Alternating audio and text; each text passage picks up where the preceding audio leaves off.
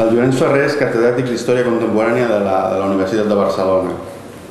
Però més enllà d'aquests títols, és segurament un dels millors exemples en aquest moment d'aquesta convivència perfecta entre el que és història local i història general. Ahir es va parlar molt, no hi ha una història local i una història més general de país, només hi ha una història. Però és veritat que de vegades es posa l'objectiu en un territori més ample o més petit. Segurament ell és una de les persones que millor ho pot fer des de la seva tesi doctoral sobre l'estructura agrària en el Bages. Ja va demostrar que això es pot fer, és possible i fins i tot és convenient. I ha combinat des d'articles molt locals. Ell és una persona profundament compromesa amb la seva ciutat. De fet, jo li preguntava, encara ets alcalde? Diu, sí, encara soc. És l'alcalde de la seva ciutat, de Navarcles. Per tant, és un extraordinari exemple d'aquest compromís de lo local, de lo general. I per tant, qui millor que ell que ens faci aquesta ponència que es diu Història local, història general. Vols dir que no és el mateix? Moltes gràcies per venir. Gràcies. Bé, nosaltres som la centralitat cultural, nosaltres som la centralitat geogràfica de Catalunya, no? Bé, Navarcles és 6.000 habitants, es diu ciutat, en fi, però bueno. En fi, gràcies pel que acabes de dir. A veure, a mi quan el Carles, que és el que em va dir per poder venir a parlar-vos, de fet em va dir, diu, pots explicar si la història, o sigui, com podem convertir la història local en història internacional, és a dir, que podem publicar-ho a revistes internacionals i com es pot fer això, no? El qual, vaja, quin repte, no? És a dir, com fer una cosa local, convertir-la en una cosa internacional, i la veritat és que m'ha estat complicat d'articular un discurs complicat tampoc, però per veure exactament per on estava la clau d'aquesta qüestió, no? Per això li vaig posar aquest títol d'Història local i història general, vols dir que no és el mateix? Perquè de fet parlaré d'això. No sé si algunes coses que diré ja són conegudes i per tant, de fet faré algunes coses, són uns principis, els passaré molt per damunt, però perquè tampoc tenim molt de temps i per tant espero que hi hagi coses que si són repetitives les disculpeu, coses que ja sabeu o que teniu perfectament assumides i analitzades. De fet, diguem-ne, tenim una espècie de complexa de que la història que fem no la fem sortir mai de l'entorn local. De fet, no és que sigui un complex, és que és una realitat, perquè en definitiva la societat s'estructura amb jerarquies de poder. Les coses funcionen així. Si un llibre està publicat a l'Hospitalet, se'l considera història local. I els de Barcelona no en fan ni punyetero cas. És a dir, no sortireu cap ressenya d'enlloc, segurament. Bé, l'Hospitalet esteu a prop, igual teniu alguna influència, jo no sé, però al Bages segur. Mireu, hi ha una impremta, hi ha una editorial molt interessant que va néixer al Bages, que es diu Angle Editorial, que potser coneixeu algun llibre d'Angle Editorial. L'editorial neix a Manresa. És, diguem-ne, de matriu totalment manresana, amb tot el projecte, etc. I un dia el seu, diguem-ne, la persona que ho porta em deia, diu, hem obert, estem a Barcelona, la nostra adreça que consta és el carrer Montaner no sé quantos i el nom de Manresa desapareix. Per què? Perquè si el que publica en l'editorial es treu com a que està publicat a Manresa, però no se'n fa ni punyetero cas, no? Per tant, diguem-ne, aquesta és una realitat que és la que és, i que no és fàcil d'abordar aquest tema. Anem al que ens interessa, la pregunta de fons. Clar, des del meu punt de vista, per internacionalitzar el concepte d'història local, jo crec que la clau és revisar algunes idees o prejudicis que tenim sobre la mateixa història local. De fet, veureu que la clau està que si canviem el concepte, la història local pren un altre sentit i des del meu punt de vista es pot projectar millor. Això que intentaré una mica argumentar en aquesta conferència. Parlem primer d'història general. Mireu, aquí us poso un exemple d'un tipus d'història general que té molt a veure amb la jerarquia del poder, no jerarquia del poder només en un estat, sinó jerarquia a nivell mundial. Jo vaig estar a Cambridge i des de Cambridge es fa història d'Europa. És a dir, allà vaig estar en un grup d'investigació en la que allà, doncs des d'allà es miraven, tenien allà el mapa d'Europa i feien teories sobre Europa. En aquest cas us porto aquí un exemple de temes que jo he treballat sobre la història de la família. En aquest cas hi ha un autor que es diu Hagnall, que al moment fa una línia de dir Europa es divideix entre aquestes zones que tenen un matrimoni tardà, aquí hi ha un celibat definitiu molt abundant, aquí més i aquí menys. És a dir, des d'allà, pum, generalitzen tot s'explica des d'Europa. Aquest quadre, que no el llegireu perquè n'era conscient que no el llegiríeu, és l'evolució posterior. És a dir, un autor que es diu Peter Laslett, també en aquest grup de Cambridge, encara ho complica més. És a dir, aquí, no us llegeix gaire bé, però veureu que aquí dalt posa est central o mitjà, Mediterrània, est. És a dir, aquest individu el que fa complica el mapa anterior. És a dir, el que fa és dividir-nos Europa altra vegada en 4 parts, a l'est, al sud, al nord i aquí dintre hi posa 50.000 característiques. Si els pares són grans, si els fills marxen d'hora, si la dona es casa molt tard o es casa molt jove. És a dir, Europa, des de Cambridge, 4 dades quantitatives, plom, organitzen aquí la història general d'Europa, de la família i del que faci falta. Vale? Això és el que és una història. Aleshores, esclar, dius, bueno, fem un pas més, siguem una mica malparits. Anem a veure, fiquem el foco, a veure aquest individu que ha construït aquest esquema, anem a veure quantes evidències té del sud d'Europa i concretament d'Espanya. I resulta que té 3 referències, una de Múrcia, una de Castella i l'altra de no sé on, i a partir d'aquí ha construït la gran teoria de no sé quantos. Ens ha fet teòricament una història general que ja us dic jo que no serveix absolutament per res. Perquè la realitat no és aquesta.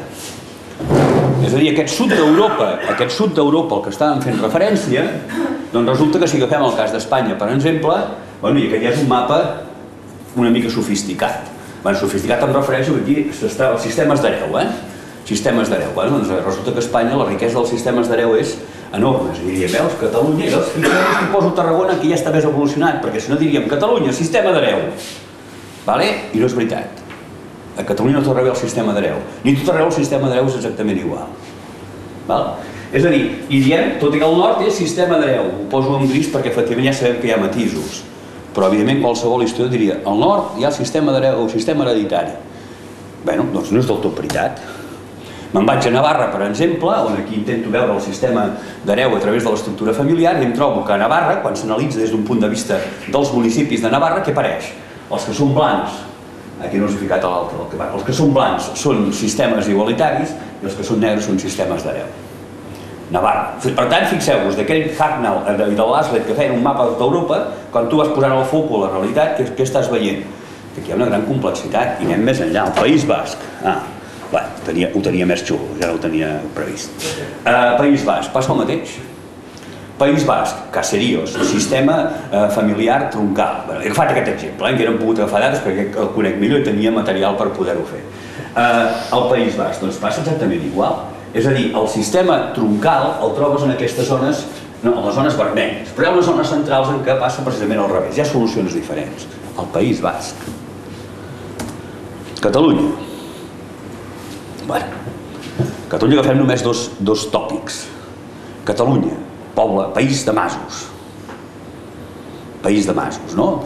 Tothom busca aquí, que busqueu els altres catalans, els de la Catalunya interior, busquem tots allà d'on venim, tots venim d'algun mas, algun cavaler que va marxar i va anar a fer fortuna no sé on, no? De masos no n'hi ha tot arreu. A Catalunya no n'hi ha tot arreu. És a dir, hi ha la Catalunya vella, però no n'hi ha la Catalunya nova. Però és que si anem a la Catalunya vella, els masos no són tampoc iguals. Els masos de l'Hospitalet, que evidentment són bàsicament tot masoveries perquè tenen un tema que hi ha una influència urbana molt important i per tant la pregunta és, aquests masovers són rics, són pobres a l'Hospitalet? Em temo que són més rics que pobres, probablement. I probablement tenen més força respecte al propietari, més del que sembla. Els masovers de la Catalunya central són tot miserables, o gairebé miserables, almenys en el segle XVIII. Després en el segle XX s'aprofitaran d'altres coses i hi haurà altres mecanismes. Els masos no són per això igual. Te'n vas a Girona, els masos, jo comentant amb els companys de Girona, els masos són masos que tenen 10 hectàrees. Ells ho parlen en vessanes, unes quantes vessanes més. 10 hectàrees. Vas a la Catalunya central, els masos en tenen 80, 100, 150, 200. No són exactament iguals. No poden ser iguals. Un mas de 10 hectàrees no és el mateix que un mas de 150 hectàrees. Però és que encara puc anar més enllà. Algunes parts de Girona, o baix, Navarcles, mira, ara faré el meu poble. A Navarcles també hi ha masos. Sí, esclar. Però aquests masos, resulta que els pagesos de mas viuen al poble. Al carrer principal, que hi ha 5 cases, que resulta que són els que tenen mas. I no són masos en el sentit de la terra clavada, la terra tota junta. Sinó que en aquest cas són parcel·les. Ja sabem per què. Quan tu remuntes enrere ja entens per què això passa així. Per què s'ha configurat una estructura de la propietat diferent de d'altres llocs. I tot això parlem de masos. O sigui que fixeu-vos d'aquell l'Aslet on hem arribat. I ja no parlem del sistema hereditari. Amb el sistema hereditari, doncs resulta que a Tarragona, bàsicament a la zona de Tarragona i sobretot a les Terres de l'Ebre, en aquest cas predomina un sistema, és a dir, no predomina el sistema, diguem-ne, d'hereu, sinó que predomina un sistema de partició igualitària. El que passa que hi ha un sistema de millora es pot mig convertir en hereu. Però és un sistema que té una lògica diferent. I aniria més lluny. Hi ha un refrany que diu qui primer neix, primer peix. El sistema d'hereu que tradicionalment es defineix és el primer noi que neix, el mascle primogènit es convertirà en hereu. Sí, això serveix per a aquesta part central de Catalunya. Però si me'n vaig al Pallars, qui primer neix, primer peix. És a dir, el que hereda és el primer que neix, sigui noi o noia. És diferent. O sigui que fixeu-vos d'aquell foc que hem posat dalt de tot, quan l'hem d'acostar baix, imagineu-vos la història general que ens ha fet aquell mapa d'Europa, resulta que la veritat no és que no serveixi per res, és que no ens explica res. Les coses les comencem a explicar quan les localitzem. Primera idea. Amb la història general passo molt per damunt. La primera idea és la que he explicat, reflecteix una jerarquia de poder, ja ho he dit. La història general, a vegades, és a dir, per aquí, jo faré una generalització i una simplificació d'aquelles que tinc de parlar 3 quarts d'hora i, per tant, corro el risc de coses que podria reflexionar sobre molts altres llocs. Per tant, apunto algunes idees que em portaran a l'argument principal on vull anar a parar. A vegades és pervertida per la política, em faig una pregunta. Perquè la història general acostuma a sempre estar molt interessada, molt utilitzada des d'un punt de vista del poder. La història serveix per justificar coses. I això, els que estem vivint aquest temps al nostre país, això està ple d'exemples. Està ple d'exemples. Jo un dia estava per fer un article que no vaig acabar fent, que els volia dir als meus col·legues de Madrid i de tot arreu, deixeu en pau la història per entendre el problema de Catalunya. Perquè el que estem fotent tots és punyetera ideologia per intentar justificar determinades posicions polítiques que tenim des del present. Per tant, no ens hi fotem, que ens fotrem mal. El que està clar és que la realitat, la història, sigui la que sigui, ens ha portat on ens ha portat. Aquest és l'únic element objectiu. Per tant, diguem-ne, hi ha un primer problema que sovint, al ser pervertit per la política, això porta a llegir els fets i el que passa en funció dels interessos de la política. La mateixa pregunta, pervertida per l'economia general, sovint també. Hi ha una època, per exemple, fins als anys 70, l'època de creixement econòmic, diguem-ne, des dels anys 45 o 50 fins als anys 70, amb un creixement econòmic molt important, en què la industrialització és el que tothom ha de fer. Per tant, la revolució industrial es converteix en l'objectiu del que han de fer tots els pobles del món. Absolutament model anglès, tothom hauria de seguir el mateix camí. Per tant, la història que fem és una història que intenta justificar precisament aquesta evolució econòmica en una determinada direcció. És a dir, estem invertint. Estem posant per davant la política, posant per davant l'economia i posant per davant una altra cosa, des del meu punt de vista molt important, determinades teories generals. I això a vegades ens ha contaminat la història local de forma important.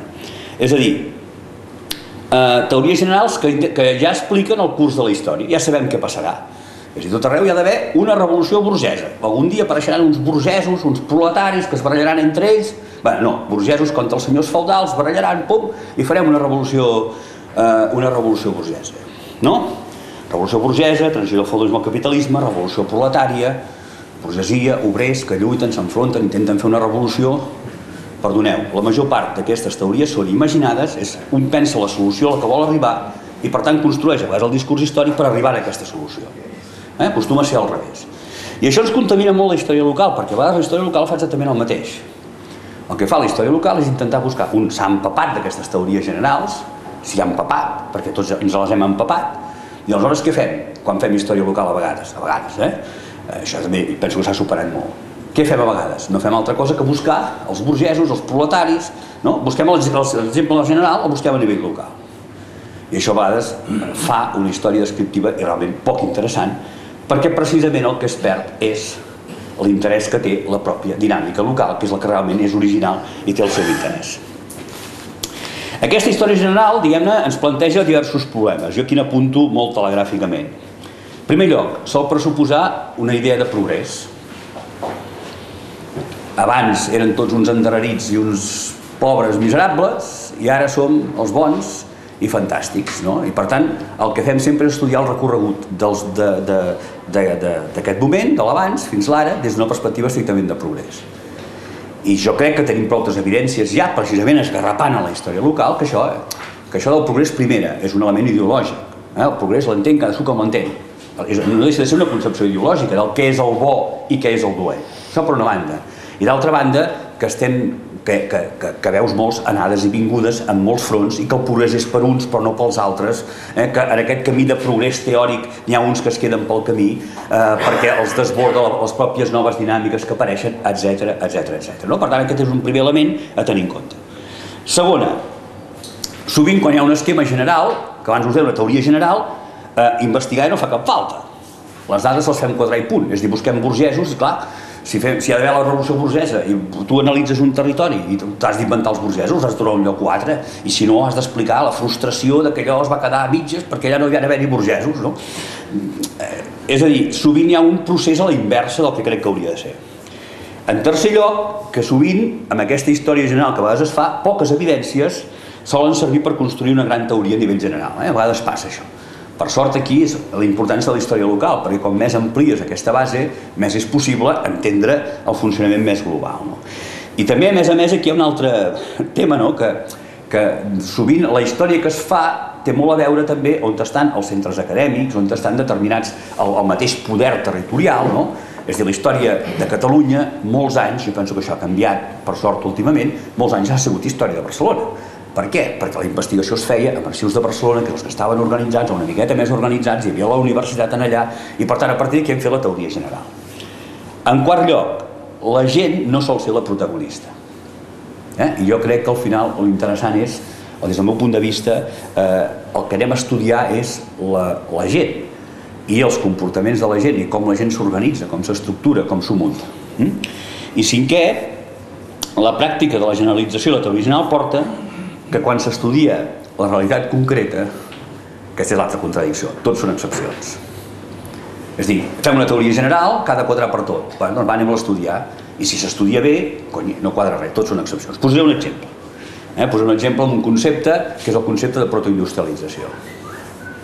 El concepte de protoindustrialització, que vol dir la industrialització abans, abans de la industrialització, és un concepte que sorgeix a Bèlgica per intentar explicar una realitat que era dir, és a dir, intentava superar el problema de dir, en els anys 70 la revolució industrial era la gran ruptura. Abans tot era un món, els pagesos tots eren autosubsistència, pobres, llavors hi ha una ruptura que es diu revolució industrial, el qual és un plantejament totalment històric.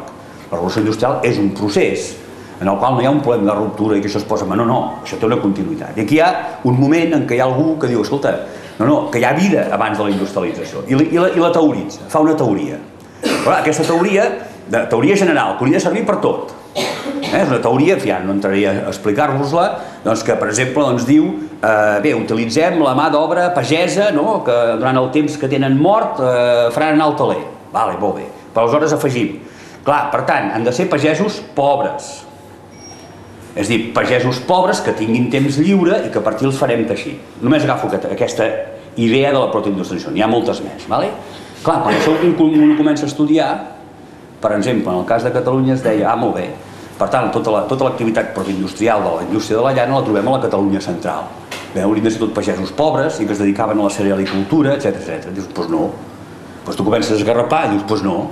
En trobo moltes, al Bages, per exemple, que hi ha una indústria de la llana molt activa que després ens portarà cap a la indústria del cotó, en què resulta que en allà no són cerealicos els petits pagesos, tots tenen vinya.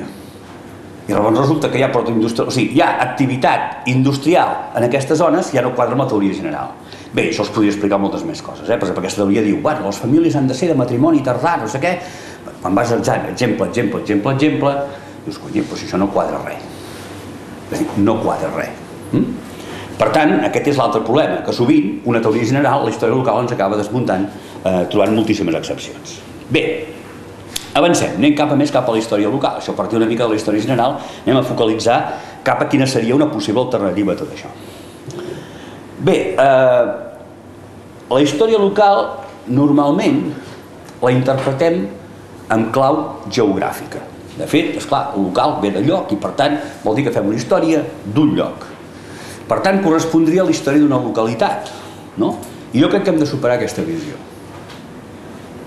Per què hem de superar aquesta visió? Perquè penso que la història, tot és història local.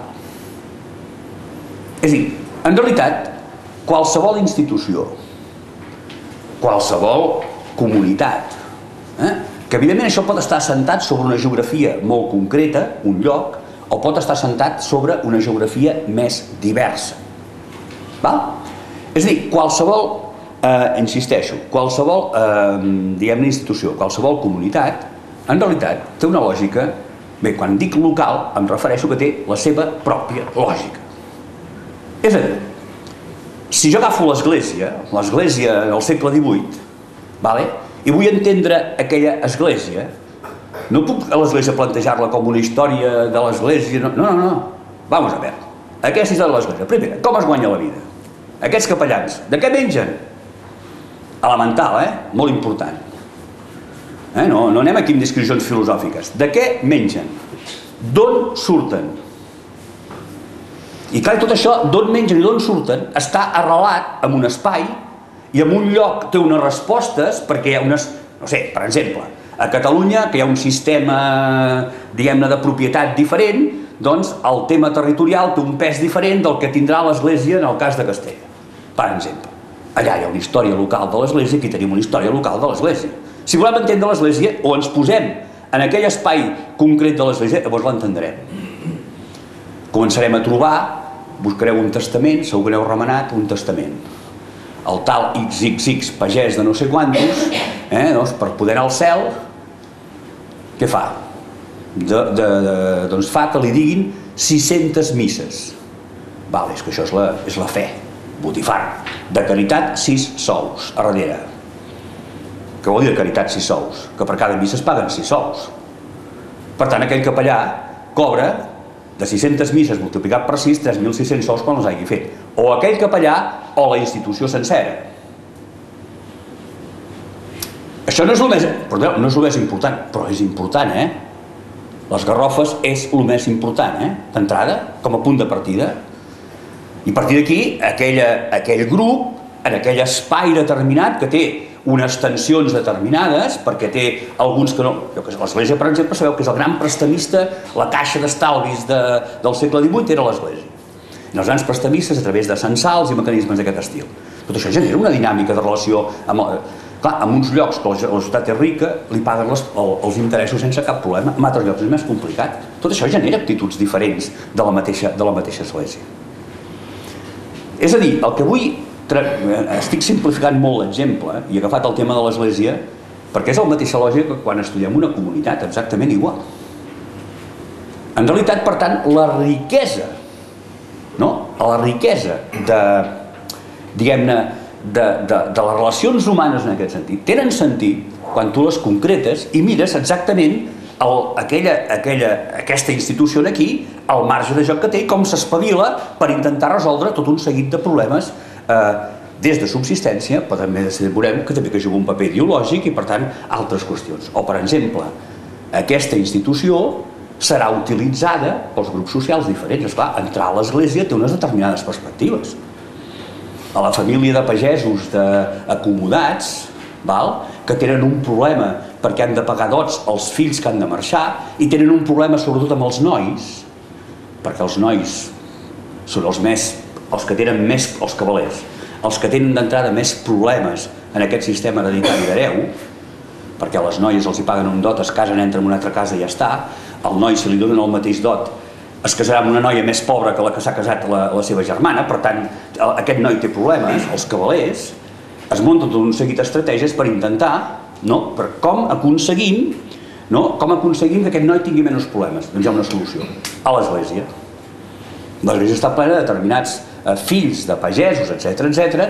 Per què? Home, molt fàcil. Entra en una institució que té un cert prestigi, 2, és una col·locació més barata, 3, no tenen fills legals que sapiguem, diguem-ne, quan estan a l'església, i a més, per tant, diguem, amb aquella legítima reprodueix el seu nivell social. Per tant, aneu veient les interaccions. Això on ho entens? No ho entenem aquí amb la història de l'església general, allà de 400 volums. Ho acabes entenent quan tu això ho focalitzes en aquell espai que és l'església, allà entens tot això exactament com funciona. Bé, per tant, des del meu punt de vista, aquesta és la clau. La història local no és la història d'una localitat, sinó en aquest cas tota institució, tot organisme, tot diari, tot partit polític, el govern també té una història local. Estic convençut que en aquests moments, si ens agaféssim el govern de Madrid, que és un espai determinat, l'agaféssim avui, les seves decisions tenen a veure amb la seva pròpia història local, les seves pròpies tensions internes, les seves pròpies contradiccions, característiques de grup, lluites de poder internes i també, evidentment, elements externs que acaben influint en la presa de decisions o cap on evoluciona aquest determinat col·lectiu. És una història local. És una història local claríssima. I a partir d'aquí, els que estem en altres espais en rebrem les conseqüències. Per tant, d'alguna manera, el que intento dir al final és que aquests espais s'interaccionen entre si i s'influencien mútuament. Uns espais es converteixen en el context que ens ajuda a entendre, a explicar altres espais que estudiem. Bé, us faig un repàs ràpid de 4 línies possibles, no? N'hi ha més, perquè això és més complex, evidentment, però en fi, m'ha semblat 4 línies possibles que a mi em sembla que quan s'estudien aquests espais que us estic dient, doncs és important d'analitzar-los des d'aquest punt de vista. Jo he marcat aquí 4 elements: una obtenció de recursos per poder sobreviure, reproduir-se biològicament, vèncer les incerteses de l'entorn per viure segur, i 4, reproduir-se socialment. Aquí estaré equivocat. Evidentment, aquest espai que anem a considerar, que considerem i que ara intentaré una mica desenvolupar algunes d'aquestes idees, diguem-ne, aquest espai mai parteix de zero. És a dir, quan nosaltres estudiem un espai, que anem a estudiar una sèrie de coses d'aquestes, mai partim de zero. I això és molt important. A on som és conseqüència de, aquí n'esmento alguns esments, d'una geografia. Hi ha una geografia que ens condiciona. En aquest cas, és evident que l'Hospitalet està condicionat per la proximitat de Barcelona. N'estic segur, no he fet res d'història de l'Hospitalet, però estic segur que és així. Perquè els de Barcelona són molts i han de menjar. I per tant, segur que la geografia influencia almenys durant molt de temps. Té una història, aquest espai, que ha condicionat que hi ha unes relacions socials organitzades, i quan partim no partim de zero, en el sentit que allà hi ha uns determinats grups socials, determinades relacions socials que ja funcionen, amb les seves tensions, les seves contradiccions. Hi ha unes institucions, les institucions són creades sempre per resoldre, en definitiva, els problemes que té la gent. Aquest és un altre, per mi, des d'un punt de vista metodològic, un tema molt important. Les coses no surten mai perquè sí. Jo no puc estudiar l'Església entesa com una cosa que surt de forma autònoma. No, l'Església surt per respondre alguna cosa, per respondre a les incerteses, no ens equivoquem, i per donar seguretat a la gent, després en parlarem. I aleshores això té una dinàmica, com si un poble organitza una botiga del blat en el segle XVII, no és que organitzi aquesta institució dels pallols. Escolta, això té un sentit claríssim, hi ha un problema de manca de blat, el blat s'encareix quan hi ha escassetat, i per tant què fem en el moment que el blat, que diguem-ne que el blat va molt car, doncs què fem? Comprem blat quan va barat i el guardem. Escolta, la gent no són idiotes, s'organitzen, i per tant tot té sentit. Les coses tenen sentit en el lloc on passen. Les institucions tenen sentit, tenen lògica, les coses fan per alguna cosa. Abans i ara. I a vegades en història és bo veure què fem ara. Perquè el que fem ara és el que feien abans. Perquè al final les necessitats són exactament les mateixes, les d'ara, que les d'abans, l'únic que les resolem diferent. Poso l'exemple, jo ara tinc un mòbil. al segle XVII tenia les campanes. Era el mitjà de comunicació, era l'internet de l'època. I sabien quan es moria un home, quan es moria una dona, quan es moria un nen, quan es moria una nena, sabien, els hi tocava la campana, els feia de despertador quan anaven a fer migdiada pels camps, els hi tocava la campana de la son, o tocaven a sometent, o hi havia... És a dir, evidentment amb limitacions, no tenien aquí imatges, ni Facebooks, ni no sé què, però és igual. Al final, resolim un problema de comunicació, i si aniríem avançant en el temps, com anem resolent el problema de com tramatem informació. Al final el problema és el mateix. El que ho fem és més ràpid, en definitiva, no? Bé, té unes institucions, s'hi ha construït una estructura, un món mental i un món cultural, és a dir, aquest món en el que som ja té al cap una manera d'entendre el món, i això és molt important, intentar entendre com la gent entén el món. Per què és important? Perquè el que li passi de nou en aquest món serà reinterpretat en funció del que tenen al cap. La gent no... O sigui, quan aborda una nova situació, aquesta nova situació és abordada des dels paràmetres que té al cap. Si sap fer unes coses, aplica aquelles coses a la nova realitat. I després, això anirà, la nova realitat ho transformarà. Fixeu-vos, no? Venim tots del segle XIX d'una tradició festiva, d'una sèrie de tradicions. Evidentment que la nostra vida ha canviat respecte al segle XIX, és evident. Bé, ara, diguéssim, quines tradicions ens queden d'abans? És a dir, hem adaptat tradicions. Setmana Santa encara la celebrem. El Nadal encara el celebrem. Però, esclar, el Setmana Santa la celebrem a la platja. I a Nadal el celebrem. Tota una dinàmica de consum que té molt poc a veure amb el que era l'estructura religiosa anterior o altres paràmetres que hi havia anterior. És a dir, ho hem transformat, no?, d'alguna manera. Doncs això passa igual. Unes eines d'abans hem adaptat o les hem transformat adaptades a un nou temps. En definitiva, això és el que vull dir amb aquesta idea. I, evidentment, aquest espai té influències exteriors. I probablement això, si ens anem enrere en el temps, aquesta influència exterior és una influència, diguem-ne, menor. I si avancem a l'actualitat, no podem analitzar l'Hospitalet al segle XXI sense tot un seguit d'espais exteriors que ens estan aquí influint en la nostra realitat. I això fa, diguem-ne, que aquest tema també ens l'hem de mirar diferent. Finalment, on vull anar a parar? I crec que és una conclusió molt important. El resultat és que la història d'aquell espai en concret que anem a estudiar, sigui comunitat local, sigui una institució, sigui el que sigui, amb aquesta lògica d'aproximació que us estic dient, sempre serà única, específica i irrepetible. És el que us deia abans dels masos. Jo estudio els masos i no m'ho puc mirar com una cosa homogènia. No. Inclús a les zones de masos, els masos són diferents, hi ha molts matisos. Per què? Perquè la història anterior, perquè el que ha passat abans, ho ha condicionat. Aquesta és una mica la idea que us volia trametre, perquè aquesta serà la clau. És a dir, és precisament aquesta originalitat la que crec que ens permet convertir la història local en una història general, diguem-ne, pot tenir una influència més cap enfora. Bé, és una possible interpretació. Quina hora tenim? Quina hora vols que acabi? 2:15, sembla que tingui fins a 3. No, a 3:15 ja havia acabat el cafè. Però bueno, com que hem començat una mica més tard... Intentaré anar una miqueta de pressa per arribar una mica al final. Us he parlat abans de 4 grans blocs que a mi em sembla que són interessants per poder abordar. Un seria l'obtenció de recursos per sobreviure. Aquest és el tema clau, és un tema clau. I això no m'ho miro, quan parlo de recursos, ho dic en un sentit molt ampli. Potser aquí m'he equivocat a posar sobreviure, perquè sobreviure sembla que només s'obtenen recursos per poder sobreviure. Potser això hauria d'haver deixat obtenció de recursos, punt. Perquè quan dic sobreviure estic pressuposant de la gent que té més dificultats per poder viure. I en realitat aquí no va d'aquí, sinó que en tota societat el conflicte principal és per diguem-ne, controlar els recursos. I quan parlo de recursos no em refereixo només a recursos materials, que són importants. És a dir, recursos materials vol dir la terra, vol dir eines, vol dir allò que em permet obtenir recursos materials. Hi ha també molt tema intangible aquí. Per exemple, jo tinc dret a regar amb aquesta aigua. Tinc dret a regar, tinc dret a passar.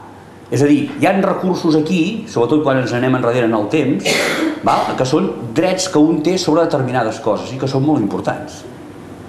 i que són molt importants. Tinc dret a regar, passa un canal per això i tinc dret a regar, o tinc dret a l'aigua de no sé quina riera, o tinc dret a accedir a això o accedir a allò. Per tant, aquest és el primer tema que s'ha d'estudiar de qualsevol lloc. Vamos a veure d'on surten els recursos que tenim, si són abundants, si no ho són, el treball que hi hem d'invertir o no. Els de Girona, treballant 4 vegades menys, produeixen més que el Bages. Així de clar, ja al segle XVIII, I això es nota, Això es nota després i es nota ara. Es nota ara. Segon element, partim sempre d'un nivell tècnic i de coneixements. Això serà molt important. Per a aquests recursos necessitem un determinat nivell tècnic. Tècnic vol dir un determinat tipus de maquinària, però també un nivell de coneixements del medi, de coneixements de l'entorn, de coneixements de... no només a nivell rural, també a nivell industrial exactament igual. I insisteixo en això perquè és un tema molt important. Quan hi hagi canvi tècnic, això encadena moltíssims temes. Un canvi tècnic ens pot eliminar una professió. Això ho estem veient avui dia amb el tema informàtic. Hi ha problemes que desapareixen senzillament perquè hi ha hagut un canvi tècnic, perquè està canviant el sistema de transports, perquè està canviant el coneixement en una altra cosa. Això que ara va molt de pressa, abans passava exactament igual. És a dir, el conflicte dels 4 telers a Catalunya, allò que el dia que els industrials decideixen que en vez de 2 telers la gent ha de portar 4 telers, no es pot entendre sense un petit canvi tècnic. Per què portaven 2 telers? Molt fàcil. Porten 2 telers, per què? Perquè s'ha de controlar que el fil no es trenqui, el fil de l'ordit, que el fil no es trenqui. Per tant, si es trenca l'ordit i continues teixint, se't farà una escarbata davant que faràs malbé la roba. Per tant, necessites estar molt al cas quan es fa una trencada amb un teler.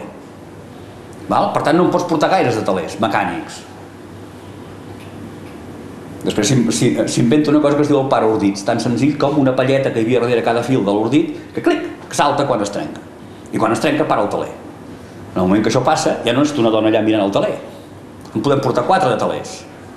Però esclar, això té una repercussió social. 4 telers vol dir una teixidora menys. Per tant, provoca un problema social. El canvi tècnic és en aquest sentit molt important. Bé, tercer element, es produeixen béns i serveis. Evidentment, la història enrere, davant d'aquests recursos, situa la gent en posicions diferents. No cal que hi entri. Uns seran propietaris, els altres d'una... Però una cosa molt important, seran propietaris d'una determinada manera en aquell entorn determinat. No, jornalers, no? Història d'Espanya. Jornalers a no sé què. Escolta, a Catalunya, de jornalers, pràcticament no n'hi ha.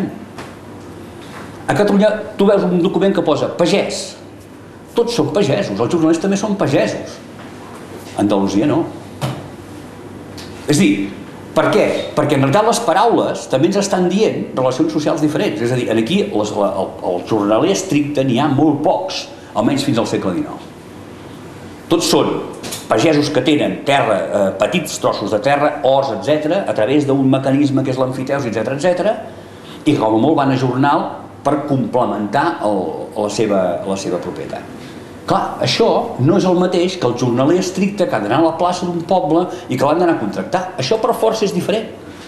Per tant, és molt important, quan sabem els recursos, com s'obtenen i el nivell tècnic que tenim, és molt important, els grups socials que ens generarà en funció dels recursos, és molt important que tinguem en compte la història local.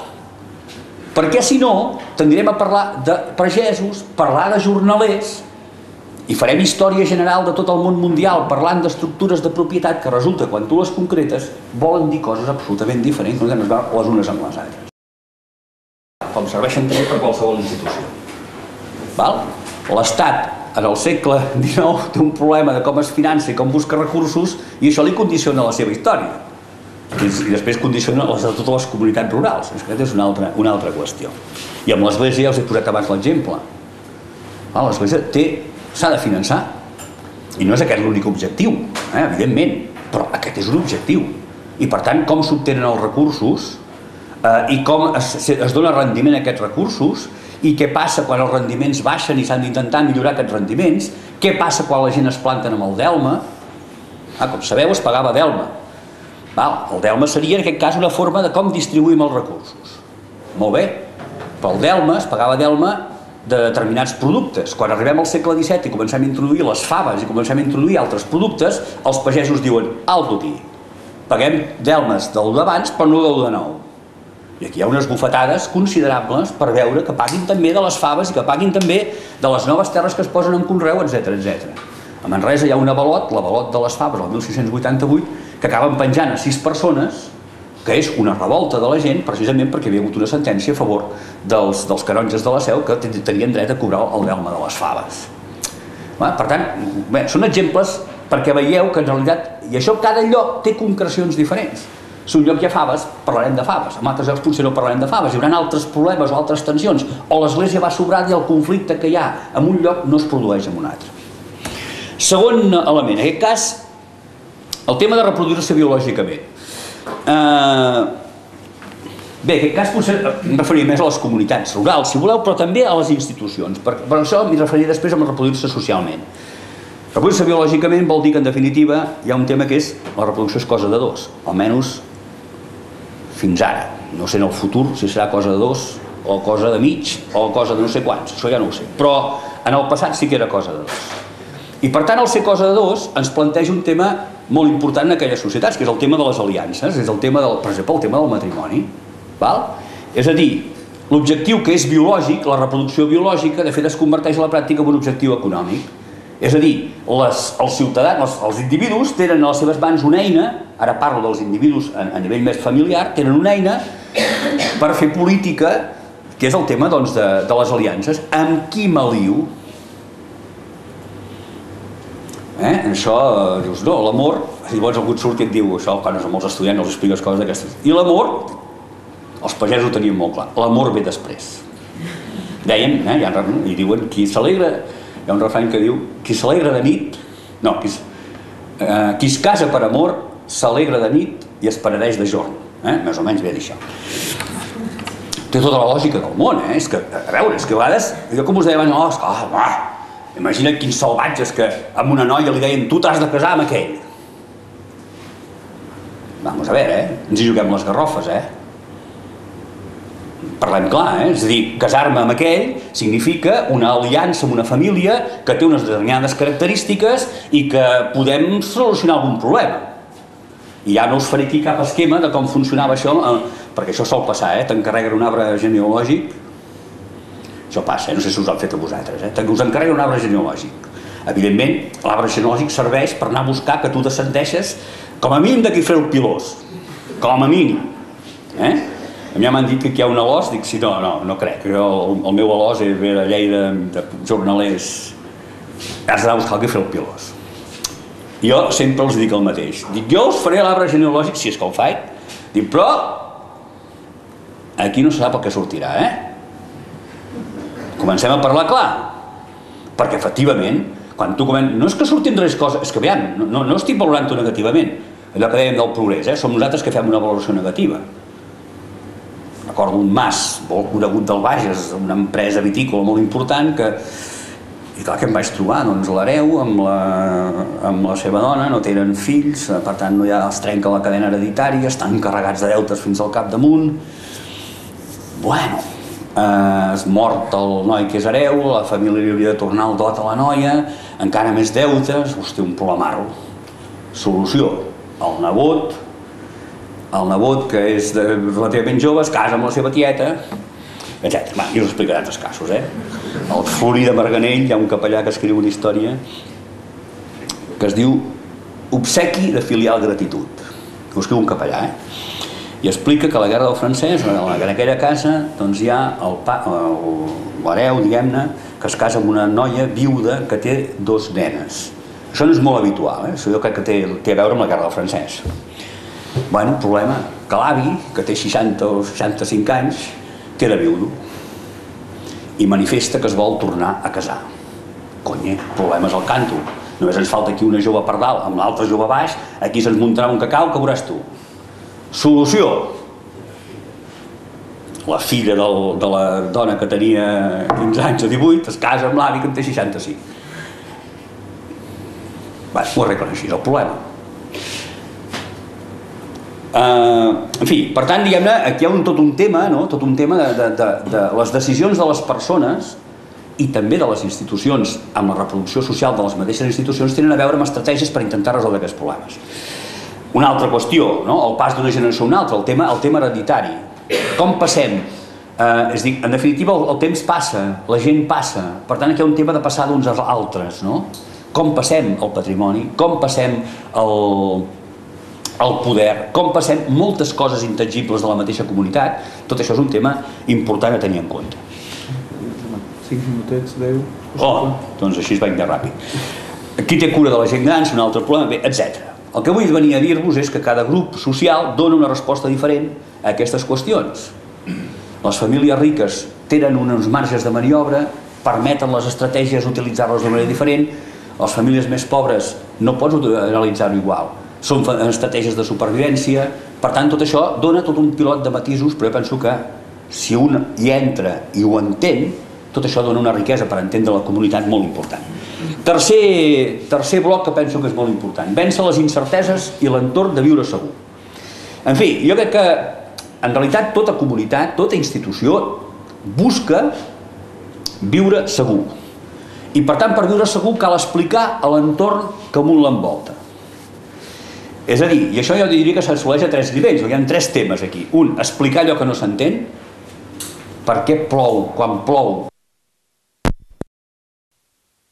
Al segle XVIII.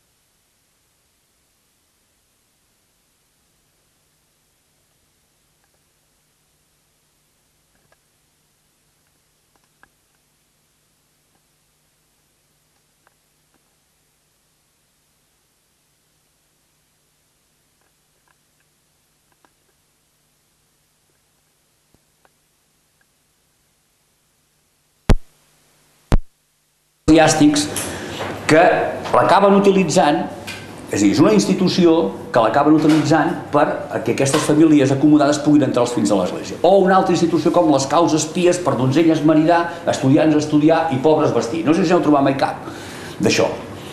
Causes pies per donzelles maridar, estudiants estudiar i pobres vestir. Home, una causa pia deu ser una cosa religiosa? Doncs no, una causa pia no és altra cosa que uns calés posats deixats a préstec, que els calés que es fan serveixen per pagar els dots de les noies, donzelles maridar, per pagar els estudis dels que estudien per capellà, pobres vestir, el que queda pels pobres, que mai no queda res, o molt poca cosa. Però no deixa de ser una institució que l'hem utilitzat per... Clar, això ho entens quan tu mires. Quan tu estàs aquí a l'arxiu mirant de l'Hospitalet, veient què fan els capellans d'aquí de la... No sé si hi havia comunitat de canonges o no, no sé qui que hi havia, és el que acabes trobant. Bé, per avançar, anar més ràpid i acabar. Reproducció social seria un altre tema per mi fonamental. Tota institució, tota família, tota comunitat, etc., tendeix o intenta, vol reproduir-se socialment en el temps. És a dir, vol que el seu estatus es mantingui, que millori, o que s'adapti millor a les noves situacions. Per tant, des del meu punt de vista, aquest és un tema per mi també fonamental, el tema de la idea de la reproducció social. Per això vol dir que es desenvolupen les coses que es fan, les estratègies que es desenvolupen, les polítiques que es porten a terme sovint tenen a veure amb aquesta idea de la reproducció, d'aquesta idea de reproducció social. Evidentment, reproducció social ens porta, i vaig una mica a la part de baix, ens porta a la idea del conflicte social. Clar, la reproducció social, que vol dir que un intenta reproduir-se en el temps, no només la seva forma d'accedir als recursos, els seus recursos tangibles i intangibles, la seva situació de poder, etc., evidentment xoca amb altres que volen fer el mateix, amb els quals doncs tenen interessos diferents. I això ens porta un altre element que crec que és fonamental. Evidentment, el conflicte. Tot aquest món es tensiona, té conflictes. Conflictes que no vol dir conflictes violents. un conflicte pot ser superpacífic. Els pagesos sabem que a l'època medieval hi ha algunes notícies de que no arreglaven els camins. I per què no arreglaven els camins? Perquè pels camins marxava el plat que se'ls hi emportaven, com més espatllats estaven els camins millor, més costava d'arribar al camp. O els rabassaires, que quan anaven a vermar, si podien, doncs les portadores que anaven per l'amo, què feien? Hi ficaven rocs a sota. Això és una forma de resistència. És una forma de resistència, com una altra, I l'altra és les guerres remenses del segle XV, que són unes guerres violentes, és una altra història, Tot això són conflictes, tensionaments, que es produeixen en definitiva en què aquesta reproducció social no deixa de ser incoherent entre unes i d'altres. I evidentment, per fer front a les dificultats de reproducció social es creen institucions determinades, cases de caritat, causes pies, com us he dit abans, pallols o botigues de blat, són institucions que intenten resoldre les tensions que es produeixen en aquest interior. Bé, deixeu-me anar acabant.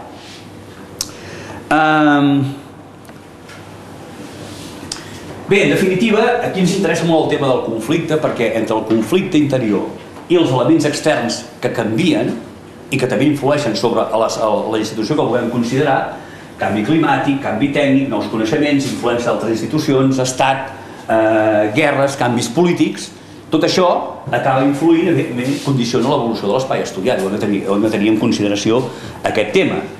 I la nova situació, i el que volia insistir, quan he dit abans, i torno a insistir en això, tota situació nova sempre és reinterpretada a partir del bagatge cultural que es porta al cap abans, rellegim la nova situació i ens adaptem i canviem cap a la nova situació.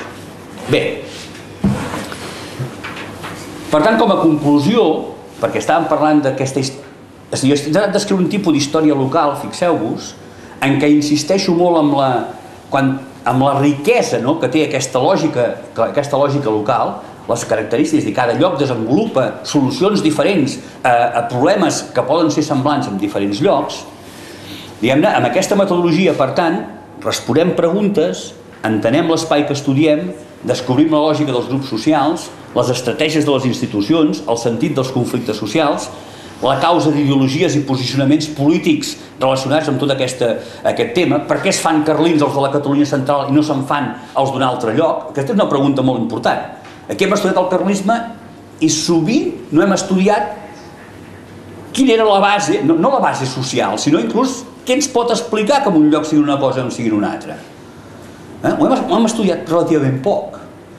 Jo cada cop soc més del parer que és molt curiós, la geografia carlista coincideix amb la geografia protoindustrial de la llana. I cada cop estic més convençut que almenys la primera guerra carlista, els reialistes del 1820-21, guerra carlista, encara no n'hi diríem carlista, però que seria l'antecedent, té a veure amb un canvi tècnic molt important. Totes les dones de la Catalunya central es dedicaven a filar, manualment. Les dones de Moià, quan es casen, se'ls dona un torn perquè puguin filar. Filen a mà. Si totes les dones filen, totes les famílies estan tenint un ingrés complementari amb el tema del filar. Quan apareix els primers canvis tècnics, és a dir, les primeres màquines de filar, el primer que es mecanitza és la filatura i desapareix tot aquest entramat de milers de dones que es dedicaven a filar. Tot això aboca a una situació de problemes a unes famílies pageses que abans no estaven acostumades, tenien un ingrés complementari. Hi ha una coincidència geogràfica amb això. Hi ha un món que s'ha desestructurat de cop i que es tornarà a estructurar més endavant, amb canvis. Per tant, és important perquè entendrem el tema polític a partir d'aquí. Bé, jo crec que és a partir d'aquest punt que podem començar a nacionalitzar o internacionalitzar la història que estem fent. Sense aquesta via, la història de l'espai acaba sent sempre molt descriptiva i quan ho planteges així, la cosa pren una dimensió diferent. Per tant, des del meu punt de vista, ara deixant a part, després parlaré d'algunes petites estratègies de revistes, és des de la comprensió sense prejudicis previs de l'espai que estudiem i de descobrir la lògica dels comportaments que podrem construir una història general. Llavors sí que ens tocarà fer una altra cosa. Aquestes solucions que hem trobat aquí, aquestes solucions que hi ha aquí, és molt important que, precisament perquè som conscients de la diversitat de les solucions i de les respostes en els diferents problemes, però no ho hem de comparar amb solucions que es donen en altres llocs. És a dir, hem de fer un pas més. Altres experiències per poder-les comparar, perquè aleshores és quan la cosa té té un discurs general molt més interessant. Des de baix estem construint un discurs general. Bé, ràpid. Deixo el tema, o sigui, per tant, el meu argument principal és dir la història local es pot internacionalitzar en el moment que fem una història local que té tota aquesta, més o menys, una trajectòria d'aquest estil. Aquí, amb aquest esquema, podríem afegir altres elements, segur, perquè estan, evidentment, molt condicionats per problemes o temàtiques que jo estic treballant, o que jo treballo, perquè no podríem posar-hi dates, però que, bàsicament, l'esquema ens funcionaria a partir d'aquí. Bé, altres, si ara volem anar a publicar una revista, un article en una revista no sé on, aquí he posat 3 o 4 petites trampes. Ara parlaré de trampes. És a dir, una, prestar atenció al títol. No envieu un article que es digui les fàbriques tèxtils de l'Hospitalet al segle XIX. Home, no. No pot ser això. S'ha de dir revolució industrial a Catalunya al segle XIX. Un estudi de cas, punt.